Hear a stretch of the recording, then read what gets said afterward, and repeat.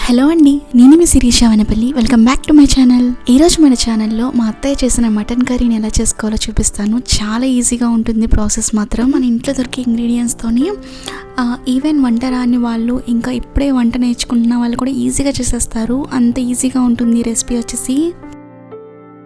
ఇంకా లేట్ చేయకుండా రెసిపీలోకి వెళ్ళిపోదామా.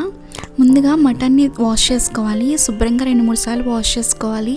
నేను ఇక్కడ 3/4 kg దాకా మటన్ని తీసుకొని వాష్ చేసుకుంటున్నాము. ఇలా వాష్ చేసుకున్న మటన్ని పక్కన పెట్టేసుకోవాలి.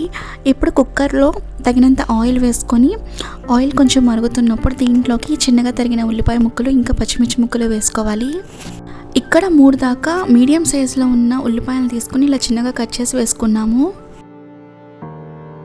స్టవ్ని మీడియం ఫ్లేమ్లో పెట్టుకొని గరిటతో కలుపుకుంటూ ఫ్రై చేసుకోవాలి.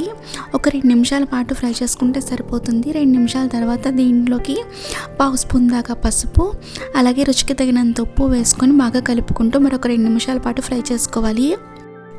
ఉల్లిపాయ ముక్కలు ఇలా సాఫ్ట్గా వేగిన తర్వాత దీంట్లోకి 1 స్పూన్ దాకా అల్లం వెల్లుల్లి పేస్ట్ కూడా వేసుకొని కలుపుకోవాలి. ఇప్పుడు ఇక్కడ చూడండి, మీడియం సైజులో ఉన్న 3 టమాటాలను తీసుకొని ఇలాగ కొంచెం చిన్నగా కట్ చేసుకొని పక్కన పెట్టుకోవాలి.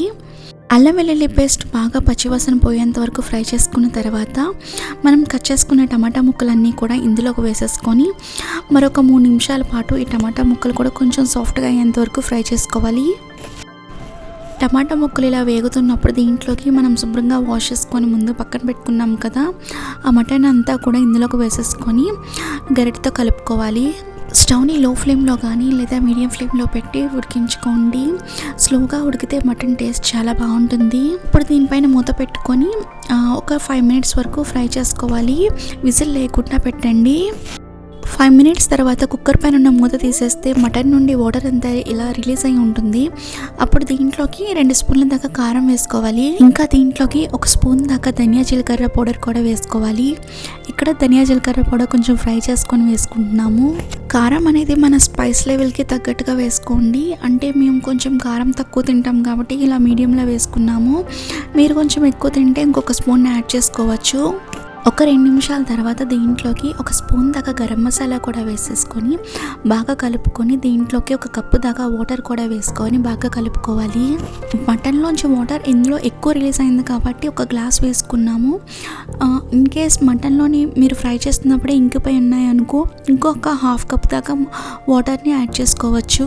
ఇప్పుడు కుక్కర్ పైన మూత పెట్టుకొని విజిల్ పెట్టుకొని 4 విజిల్ వచ్చేంత వరకు ఉడికించుకోవాలి. కుక్కర్ పైన మూత తీసిన తర్వాత ఒకసారి మటన్ పీస్ ఎలా ఉడికిందో, మంచిగా ఉడికిందో లేదో చెక్ చేసుకోవాలి. ఇన్ కేస్ మంచిగా ఉడకలేదు అనుకుంటే ఇంకొక విజిల్ వరకు ఉడికించుకోవచ్చు.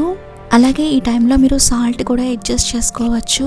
మీకు తక్కువైంది అనుకుంటే కనుక స్టవ్ని మీడియం ఫ్లేమ్లో పెట్టుకొని ఒక 2 మినిట్స్ వరకు మళ్ళీ ఈ కర్రీని ఇలా ఉడికించుకుంటే ఆయిల్ అంతా పైకి తేలుతుంది. చివరిగా కొంచెం కొత్తిమీర ఇంకా కరివేపాకు వేసుకొని స్టవ్ ఆఫ్ చేసేసుకొని సర్వింగ్ బౌల్లోకి సర్వ్ చేసుకుంటే మటన్ టమాటో కర్రీ రెడీ అండి.